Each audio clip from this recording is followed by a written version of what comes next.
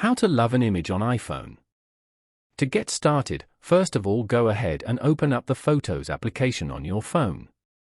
The Photos app is a built-in application that serves as a central hub for managing, editing, and sharing photos and videos. Here, you can view all the photos and videos on your phone. Open any photo that you like from here. If you want to add this photo to your favorites album, then tap on the heart icon at the bottom panel. The heart icon will then be highlighted. Now, go back and tap on Collections. Scroll down and go to the Utilities section. From here, tap on Favorites. As you can see, you will now find the photo over here. Following these steps, you can easily love an image on iPhone.